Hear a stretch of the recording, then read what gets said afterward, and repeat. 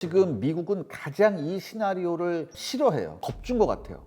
다음 타겟은 너가 될 수도 있어. 우리가 이미 움직이고 있을지도 몰라라고. 미국은 여전히 미국한테 반하는 정권을 제거할 수 있는 능력이 있다는 걸 전 세계에 보여준 겁니다. 또 하나,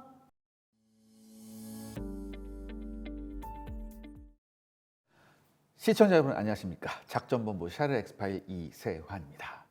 2026년 벽두부터 정말 놀라운 사건이 벌어졌습니다. 지난 1월 3일이었죠. 미국이 남미에서 국가 원수를 체포하는 그런 군사작전을 실시했습니다. 이 작전 하나로 국제 질서의 룰이 흔들리고 있다, 이런 얘기가 나올 정도인데요. 그래서 오늘 샤르 엑스파일에서는요, 미국은 어떻게 들어갔고 왜 지금 들어갔으며 우리에게 이것이 의미하는 게 무엇인지를 한번 차근차근 살펴보겠습니다.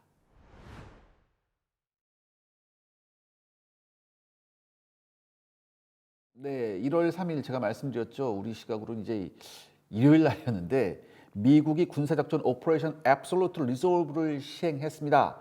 그래서 미 특수부대가 카라카스에서 니콜라스 마두로 베네수엘라 대통령과 그의 부인 실리아 플로레스를 체포했어요.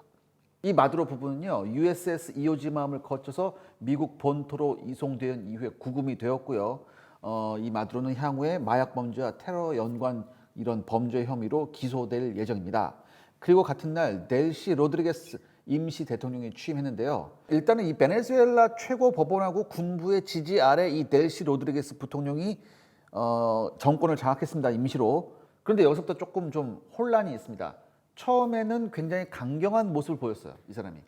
강경한 모습을 보이다가 하루 지나서는 다시 굉장히 유화적인 제스처를 합니다. 왜냐하면 트럼프 대통령이 굉장히 독한 말 하고, 너도 그러면 너 이제 2차 공격 있을 거야라고 얘기하니까 이제 조금 확 줄어들었죠. 그러다가 또 아니야 그럴 거 하다가 조금 또 왔다 갔다 해요. 이 사람이. 아직은 불확실성이 좀 지속이 되고요. 그렇다면 이 작전이 어떻게 진행이 되었나, 이걸 한번 살펴볼 필요가 있습니다. 현지 시각으로 1월 3일 날 새벽 1시 1분에 미국군 최정예 부대 델타 포스가 여기 들어갑니다. 그리고 이 델타 포스를 태운 헬기가 베네수엘라 니콜라스 마두로 대통령이 있는 은신처로 갔습니다. 그러니까 사실 이 마두로 대통령 은신처가 여러 군데 있는데 이때는 어디 있었냐면은 카라카스 주변에 푸에르테 티우나 군사기지에 있었어요. 여기로 이 델타 포스를 태운 헬기가 접근을 합니다. 그리고 이 헬기를 운영하는 이 특수전 헬기 부대는 다름 아닌 나이트 스토커라고 불리는 제160 특수전 항공연대입니다. 이게 2011년에 오사마 빈 라덴 그 제거 작전이 있었죠. 이때 들어갔던 그 부대예요. 그리고 여러분들, 이 특수부대가 이 마두로 대통령 은신처로 접근했을 때 놀라운 일이 벌어집니다.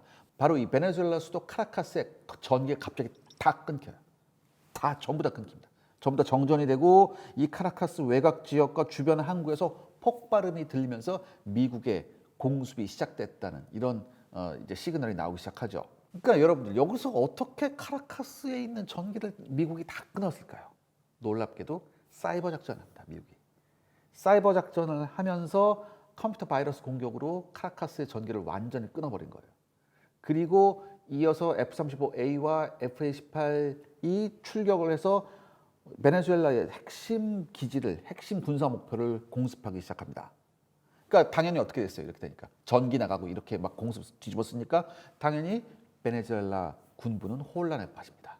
그리고 이 혼란을 틈타서 특수전 헬기가 고도 30m 이하로 초저공으로 접근하면서 은신처에 접근했죠. 사실 이 마두로 대통령의 은신처에는 상당한 병력이 있었어요. 그리고 아니나 다를까 이 그 경호원들이 이 특수전 헬기에 사격을 했지만 곧바로 같이 들어온 이 항공부대가 있었어요. 이 항공부대가 이들을 말끔하게, 쉽게 말해서 소독해버립니다. 청소해버리죠.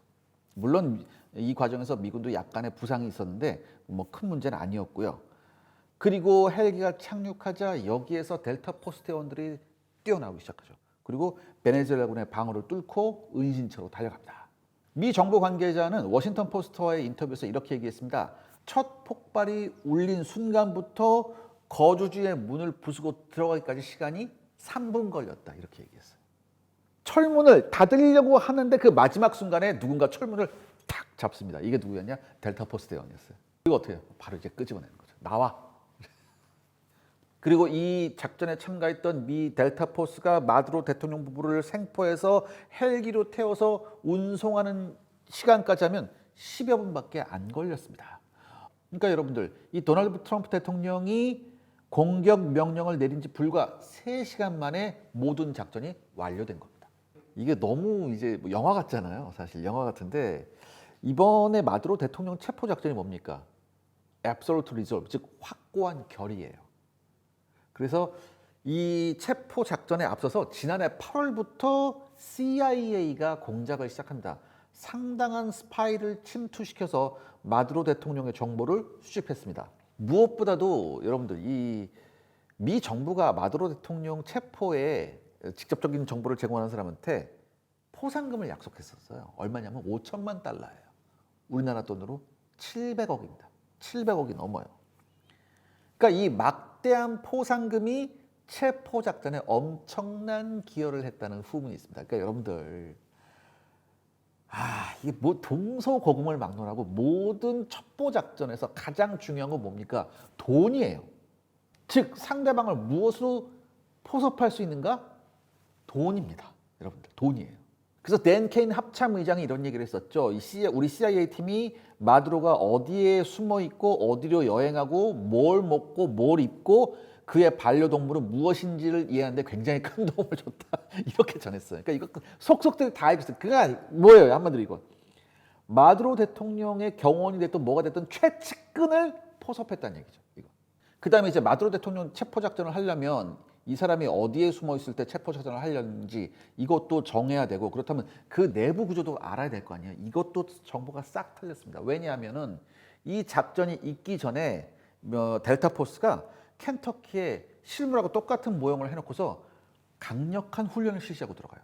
그러니까 들어가서 강철문 폭파하고 마두로 대통령 끄집어낸 다음에 헬기에 태워서 호송하는 이 훈련을 굉장히 강도 높게 수차례 반복을 합니다. 그러니까 이건 뭐예요? 여러분 다시 한번.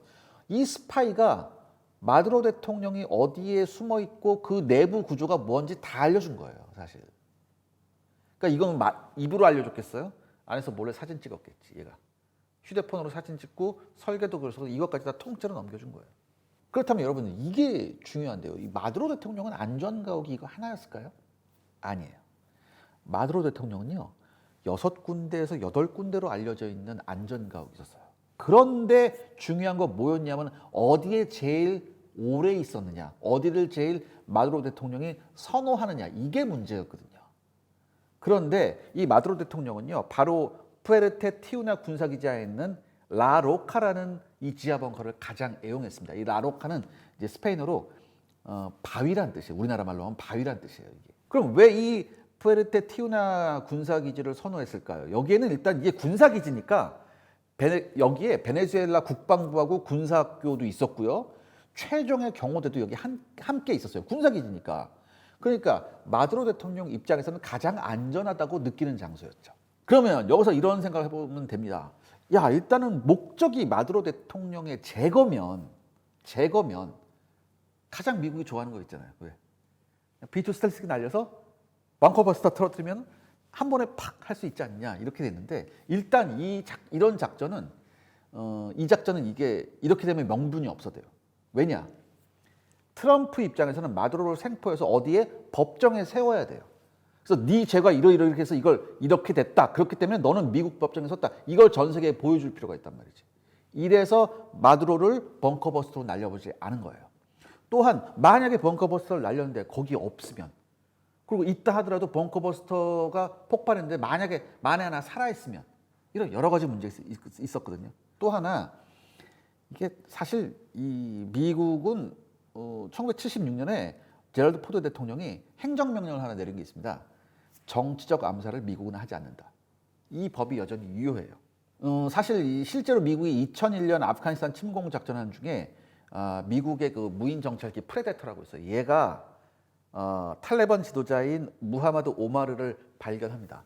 발견했는데 여기서 날리면 되거든. 여기서 날리면 되는데 이 정치적 암살을 금지하는 행정명령 때문에 이거 포기한 사례도 있었어요.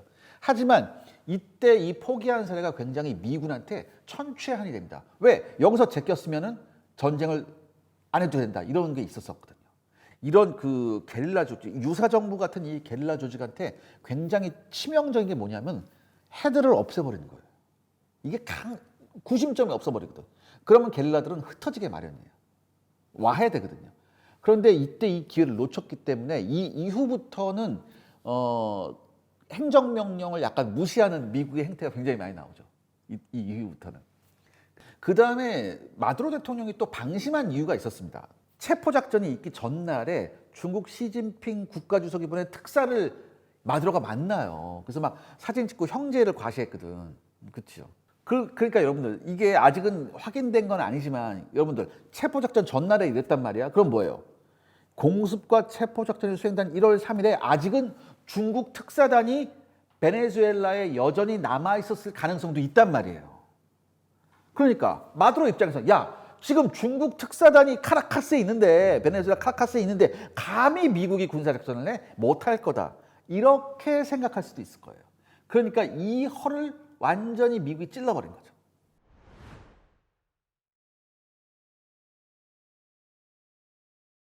예전에 아프가니스탄이나 이라크 작전 같은 경우에는 이게 현지의 휴민트, 즉 인적 자원 투입하는 게 굉장히 힘들었어요. 여러분 생각해봐요. 지금 미국이 북한 정보를 제대로 얻지 못한 이유가 뭐예요? 북한의 인적 정보를, 인적 자원을 침투시킬 이게 건덕지가 없어서 그런 거예요. 지금 이게. 그래서 힘든 거거든. 근데 남미는 다르지. 중남미는 다르지. 미국한테. 왜? 미국은 항상 역사 이래로 중남미는 어디? 자기들 앞마당이라는 생각이 있거든. 그리고 제가 말했잖아요. 일단 뭐 이걸로 5천만 달러 하니까 여기서 끝나는 야 여기에 안 흔들릴 그럴 내부에 있는 사람이 있었을까? 웬만하면 흔들렸을걸요. 진짜. 그러니까 뭐예요? 속속들이 다 나간 거예요. 사실 이 베네수엘라의 마두로 대통령을 이 트럼프 대통령이 미워한 게 어제 오늘 일이 아닙니다. 일기 때도 마두로를 체포할까 그랬었어요. 사실 일기 때도. 하지만 당시 일기 때는 트럼프 주변에 이른바 어른들의 축이 있었죠. 쉽게 말해서 뭐 좀 그런데 사실 뭐 트럼프가 제정신이 아니라 이런 얘기 많잖아요. 그래서 이 당시 트럼프 일기 때는 이 어른들의 축을 그나마 제정신이 박힌 관료들이다 이렇게 평가하는 게 있었거든요. 오랜 정치 경험을 가진 렉스 틸러슨 국무장관이 있었고요. 그 다음에 제임스 매티스 국방장관 그리고 이후에 마크 에스퍼 국방장관도 비교적 이렇게 좀 급진적인 그 트럼프의 어떤 그 좌충우돌적인 성격을 조금 이렇게 좀 컨트롤할 수 있는 그런 사람이었다고 평가돼요. 이런 사람들이. 그래서 1기 때는 마두로 체포 작전을 하지 않았었죠. 하지만 2기 때 지금 재집권에 성공한 트럼프 주변에는 지금 뭐밖에 없습니까? 예스맨밖에 없죠. 그 중에서도 국무장관이 누굽니까? 마르코 루비오죠. 이 마르코 루비오는 쿠바 이민자 출신이에요. 그래서 반미 성향의 남미 국가를 끔찍하게 혐오합니다. 극혐해요, 완전히. 야, 누가 지금 남미 어느 국가에서 좌파 정권이 들어서 우리 미국한테 대들어? 어떻게 됩니까? 용서할 수 없겠구만. 여봐라, 금부장. 이게 나오는 거예요. 마크 루비오 장관이. 이런 타입이에요. 그러니까 적극적으로 이번 체포작전을 서포트하고 이번 체포작전을 주장했던 게 바로 이 마르코 루비오입니다. 또한 이 트럼프 대통령이 이렇게 전격적인 작전을 결정한 배경에는 미 특수전 부대의 이 경험적 노하우가 굉장히 중요한 요소로 작용합니다. 왜냐하면은 미국이 2001년부터 9.11 테러 이후에 이 테러와의 전쟁을 지속하면서 그 어떤 분야보다 뭐에 가장 최적화되어 있었냐? 한마디로 참수작전이 더 같아요. 다른 나라들 못하는 거예요, 이 참수작전. 참수작전 뭐예요? 적 헤드를 제껴버리는 거. 적 헤드를 제껴버리거나 체포하는 거. 미국 말고 또 있다. 이스라엘이 있구나. 그리고 이런 과정에서 이 델타포스나 이 네브그루로 알려진 1티어급의 특수부대가 완전히 무럭무럭 양성됩니다. 여기서. 그리고 또 하나 제가 모두에서 말씀드렸듯이 이 특수항공연대, 이 160, 요 특수전 항공부대가 수많은 실전 경험을 했거든요. 그렇기 때문에 트럼프 대통령 입장에서는 우리가 이런 인프라가 있고 이런 인적 자원이 있고 이런 노하우가 있다면 충분히 이 작전은 해볼 만하다라고 생각했을 겁니다. 사실 미 특수전 부대가 이렇게 뭐 누구 뭐 인질구출 작전이나 뭐 이렇게 침투 작전에 처음부터 잘한 건 아니었어요. 진짜 미군도 미국군 특수부대도 엄청나게 많은 시행착오가 있었습니다. 79년에 독수리 발톱 작전이라고 해서 이란 주재 미 대사관에 있는 미국 주지원들을 이제 구출하려고 작전했다가 아주 중간에서 헬기가 폭파되는 엄청난 재앙을 겪으면서 포기한 적도 있었고, 그 다음에 그레나다 침공 작전, 그 다음에 파나마 침공 작전에서도 진짜 미국이 말도 못하는 그런 실패 사례가 굉장히 많아요. 그런데 이런 실패 사례를, 중요한 건 뭐냐면 이런 실패 사례를 모아서 이것을 연구함으로써 그 다음에 뭐 이것을 성공 사례로 바꿔버리죠. 특히 오사마 빈 라덴을 체포하고 그 사담 후세인을 체포하는 작전에 완전히 성공하거든요. 이렇게 되면서 이제 참수 작전에 도가 트기 시작합니다, 미국이. 그래서 지금 현재는 이스라엘과 더불어 미국의 특수작전팀은 참수작전에 가장 특화된 팀이라고 볼 수 있습니다. 이거는 여러분들 미국의 라이벌 국가 있잖아요. 중국이나 러시아나 뭐 이란이나 뭐 이런 저기 뭐 반미 성향의 국가들, 북한도 포함해서 이런 나라들은 꿈도 못 꾸는 능력입니다. 참수작전. 오히려 이런 나라는 꿈도 못 꾸는 게 아니라 그거를 무서워해야 돼요. 특히 북한 같은 경우는 이걸 무서워해야 되는 거거든요. 왜? 북한은, 우리가 북한에 대해서 뭐라고 그랬어요? 우리 내부도 있고 미국도 그렇고 뭐예요? 참수작전을 북한에 대해서 실시할 수 있다는 여러 가지 메시지를 던진 바가 있었거든요. 그래서 굉장히 김정은이 싫어하는 부대예요, 얘네가. 그리고 우리 특수전부대도 여기에 노하우를 지금 적극적으로 습득하려고 굉장히 많이 노력하고 있습니다. 그런데 문제는 뭐냐면 제가 아까도 말씀드렸죠. 이런 지역에는 인적 자원을 침투하는 게 굉장히 힘들어요. 그래서 만약에 표적이 확인되었으면 비우호적인 지역에 미국이 들어가서 제거하거나 잡아야 된다는 얘기죠. 그렇다면 여러분들 생각해 보세요. 이렇게 어려운 작전을 하기 위해서는 적의 근거지 지형을 파악해야 되고 적의 방어 수준을 분석해야 됩니다. 또 하나 우리 부대가 이 표적에 접근하는 침투 경로도 중요하고요.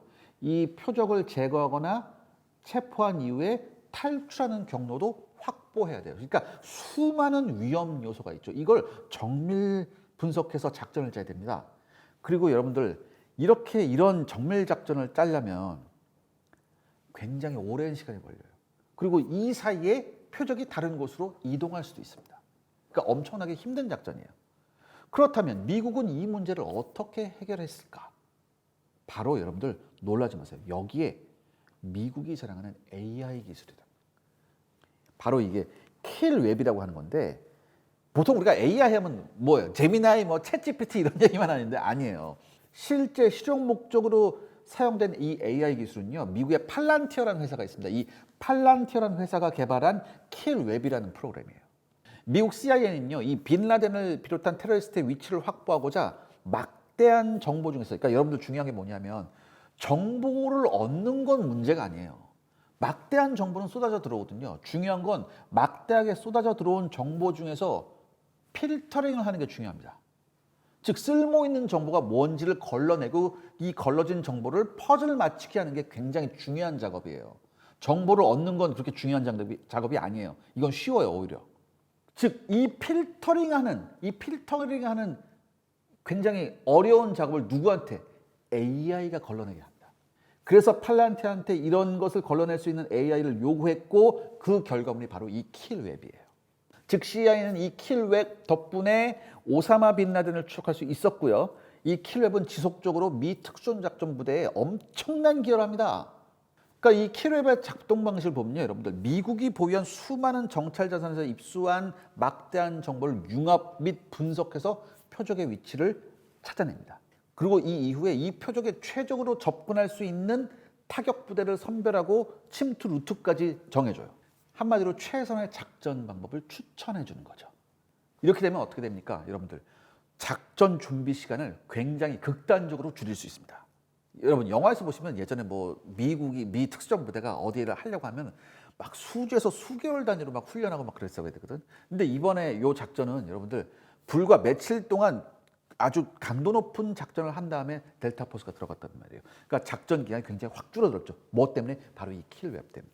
그리고 현재 이 팔란티의 킬웹 기술은요, 우크라이나군한테 표적 정보와 작전 방식을 제한하고 있습니다. 지금 현재 전장에서. 그리고 이스라엘도 이걸 써서 가자지구 침공 작전 때 이 팔란티어의 AI 기술을 활용했습니다. 그리고 이거는 이란 공습 작전에서도 이스라엘이 사용했었죠. 그럼 중요한 게 있죠. 우리는 어떡하지? 그거잖아요. 근데 여러분들 이미 우리나라에 제가 이름은 밝힐 수 없습니다만 유명한 방산업체가 이미 이 팔란티어와 협업을 해서 다양한 무기 체계를 개발하고 있습니다. 그리고 우리나라 국방부에서도 공식적으로 한국형 킬체인 전투 시스템을 공동 개발하는 그런 방안을 이 회사한테 제안하고 있어요. 그러니까 우리도 지금 놀고 있지는 않습니다.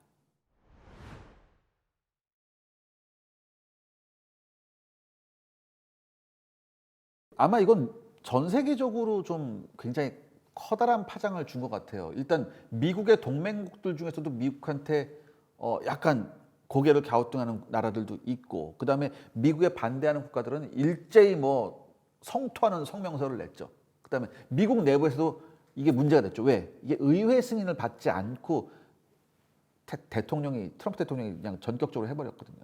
그래서 이런 절차상의 문제도 있고, 그렇기 때문에 앞으로 어떻게 이 일이 전개될지 한번 면밀히 살펴봐야 됩니다. 우선은 가장 높은 가능성이 있는 시나리오가 뭐냐? 통제된 불안정 상태의 장기화입니다. 그러니까 여러분, 미국은요, 베네수엘라의 즉각적인 체제 전환보다는 일단 관리 가능한 혼란 상태를 선택할 가능성이 커요. 그러니까 일단 뭐예요? 일단 마두로는 체포했잖아요. 체포했고 이후에는 뭐가 문제냐면 베네수엘라의 군부 관료와 엘리트 일부를 일단은 잔존시켜야 돼요. 이게 한꺼번에 없애는 건 힘들거든요. 일단 이들을 잔존시킨 채 점진적인 권력 재편을 유도하는 방식이 가장 현실적입니다. 미국한테는. 그러니까 이렇게 되면은 일정 부분, 일정 기간 동안의 혼란은 불가피해요. 하지만 이게 어느 정도 혼란이 확산되지 않을 정도로 관리하면서 이렇게 점진적으로 개편하게 되면은 완전한 내전이나 국가 붕괴를 막을 수 있습니다. 그러니까 이게 왜 어디서 오느냐, 여러분들. 예전에 미국이 이라크 점령했을 때 막 총독 보내고 그랬었잖아요. 이라크 관리하는 총독을 미국이 직접 보내고 막 이렇게 하면서 이라크를 직접 통치하려다가 사단이 났단 말이야. 이거를 미국이 아는 거예요. 그렇기 때문에 미국이 어느 정도 현지 내부에서의 어느 정도의 혼란을 관리하는 수준에서 미국에 유리한, 미국의 우호적인 세력으로 점진적으로 정권을 교체하는 이런 시나리오를 미국이 갖고 있을 거다. 저는 그렇게 생각합니다. 그리고 러시아와 중국의 반발도 있을 수 있죠. 이미 반발이 나왔으니까. 이미 이들은 강경한 반발을 하고 있고, 하지만 직접적인 개입을 할 수 있을까는 또 다른 문제입니다. 첫 번째, 러시아는 아직 전쟁 중이잖아요. 우크라이나하고. 그다음에 중국이 직접적으로 여기 개입하기에는 굉장히 멀어요. 제가 말씀드렸죠. 중남미는 미국의 앞마당이라고. 그래서 뭐 중국과 러시아는 외교적으로 국제법적으로 반발을 극대화하겠지만 군사적 개입은 안 할 겁니다. 못 하는 거죠. 안 하는 게 아니라. 다만 이 사태의 부작용도 분명히 있습니다. 이게 뭐예요? 지금 미국이 뭐가 어떻게 됐든 주권 국가를 들어가서 대통령을 체포해 왔잖아요.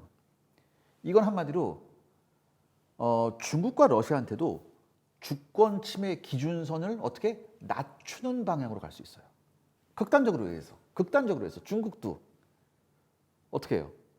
특수정부대를 보내서 대만 총통을 낚아올 수도 있는 거죠. 그러니까 뭐예요? 중국하고 러시아로 하면 미국과 같은 거친 행동이 충분히 할 수 있구나. 우리도 마음만 먹으면 할 수 있겠는데, 물론 국력의 차이는 생각해야 되지만, 그러니까 이런 좀 엉뚱한 생각을 이들한테 심어줄 수도 있죠. 경제적으로는 국제 에너지 시장에 단기 충격을 줄 수 있지만 이제 중장기적으로 봤을 땐 그렇게 큰 충격은 아니고 충분히 이 충격을 흡수할 수 있는 그런 상황이다, 이렇게 얘기할 수 있습니다. 그리고 사실 베네수엘라산 원유를 가장 많이 수입하는 건 중국이에요. 중국 이외의 국가들한테는 그렇게 뭐 원유 수급에 큰 문제가 있는 건 아니거든요. 다만 이게 이 정권 리스크가 에너지 리스크로 연결되면은 이게 조금 골치가 아픕니다. 그러니까 문제는 얼마나 이걸 빨리 안정화시키느냐, 그리고 중국이 여기에 얼마나 자기들 원유 수급에 관한 이런 문제 때문에 얼마나 중국이 강하게 반발하냐, 이게 지금 문제죠. 그렇다면 여러분들 최악의 시나리오는 뭘까요? 즉 레드팀 분석적인 측면에서 봤을 때 최악의 시나리오는 베네수엘라 군부 분열과 국주적 무력 충돌이 일어나는 겁니다. 그래서 완전히 베네수엘라가 내전 상태로 들어가는 거죠.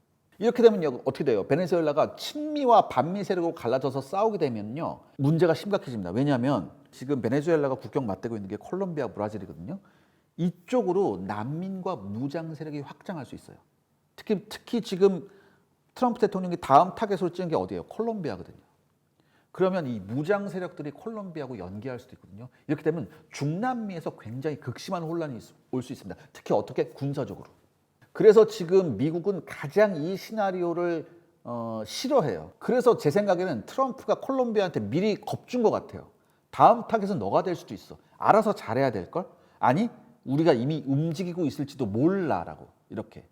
그렇기 때문에 미국은 이미 정보자산과 금융 압박으로 이걸 사전에 차단하고 있습니다. 그러니까 여러분들 이번 작전의 본질을 봐야 됩니다. 이번 작전의 본질이 마두로를 체포해서 베네수엘라를 민주화한다. 이게 아니에요. 한마디로 뭐였냐? 미국은 여전히 미국한테 반하는 정권을 제거할 수 있는 능력이 있다는 걸 전 세계에 보여준 겁니다. 그럼 여러분 이건 뭐예요? 다시 한번 전 세계의 질서가 힘의 실행 가능성을 중심으로 재편될 수 있습니다. 이런 일을 할 수 있는 나라를 중심으로 재편되겠죠. 또 하나 이걸 보고서 제가 아까 말씀드렸듯이 미국과 반대되는 축에 있는 국가들도 미국이 저렇게 하는데 우리가 못할까라고 하는 이런 생각도 심어줄 수 있어요. 즉 국제 질서가 한 단계 더 거칠어질 수 있습니다. 근데 이건 사실 여러분들 동전의 양면입니다. 왜 양면이냐? 문제는 이것을 실행할 수 있는 힘이 있느냐 없느냐거든요. 이런 의미에서 봤을 땐 이번 사건은 오히려 미국이 중국한테 보내는 강력한 경고일 수도 있습니다. 왜냐? 이번에 미국은 세 가지를 증명했거든요. 첫 번째, 베네수엘라를 포함한 중남미는요, 여전히 미국이 군사, 정보, 사법을 결합해서 단독 실행할 수 있는 공간이란 거. 예전에 뭐야? 파나마, 그래서 노리에가 체포한 것도 마찬가지잖아요. 그러니까 중국이 1대1을 통해서 이 베네수엘라와 중남미에다가, 즉 미국의 앞마당에다가 장기간의 차관, 그다음에 에너지, 인프라 투자로 비군사적 장악을 실시했어요. 그리고 어느 정도 성공했다고 중국이 판단했지만 미국은 어떻게 해요? 정권 핵심에 제거라는 방식으로 이 중국의 계산을 완전히 무너뜨려 버렸습니다. 아, 한 번에 갈 수 있구나. 또한 두 번째는 뭐냐면 미국이 더 이상 결정은 하지만 실행은 주저하는 국가라는 이런 나라가 더 이상 아니라는 걸 입증했죠. 즉 중국이 오판한 지점이 뭐냐면 미국의 군사력이 아니라 미국의 실행 의지와 심리적 제약을 중국은 오판했었어요. 얘네가. 아, 힘은 있지만 얘네가 이렇게까지는 안 할 거야 라고 했는데 이게 지금 뭐야? 전혀 중국이 상상하기 싫었던 장면이 자기들 눈앞에서 펼쳐져 버렸거든요. 이건 바꿔 말하면요, 미국은 필요하다면 국제적 비난과 비용을 감수할 수 있음을 중국한테 노골적으로 보여준 겁니다. 마지막 세 번째, 이번 행동은요, 중국을 전면적으로 밀어내는 공세가 아니라 확장 불가 구역을 중국한테 명시적으로 알려준 겁니다. 메시지가 정확하죠. 그렇죠? 즉 중동이나 아프리카 그리고 뭐 동남아시아 일부 이런 데는 이런 곳에서는 내가 너하고 경쟁할 수 있다. 하지만 중남미에서는 중국한테 이러면 안 되라고 확실하게 얘기해 주는 겁니다. 즉 중남미에서 중국의 전략 거점은 허용되지 않는다. 그러니까 중국이 받은 충격의 본질도 바로 여기 있죠.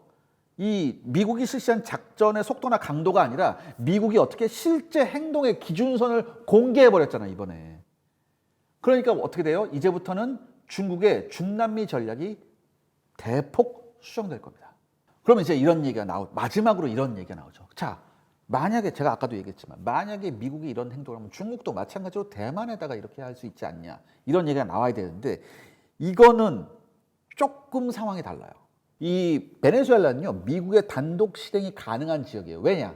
중요한 건 뭐예요? 중남미에 중국이 군사력을 전개한 게 없잖아요. 대만은 어디예요?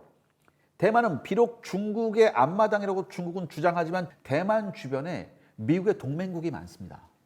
그리고 직접적으로 미국이 군사력을 투사할 수 있는 지역이에요, 대만은. 그래서 베네수엘라하고는 성격이 다릅니다.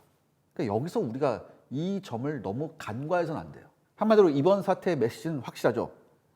행동 범위가 아니라 행동의 의지와 실제성에 있다. 바로 이게 이번 사태의 본질입니다. 자, 오늘 샤르 엑스파일 베네수엘라 사태는 여기까지였습니다. 다음 시간에 더 흥미로운 아이템으로 돌아오겠습니다. 감사합니다.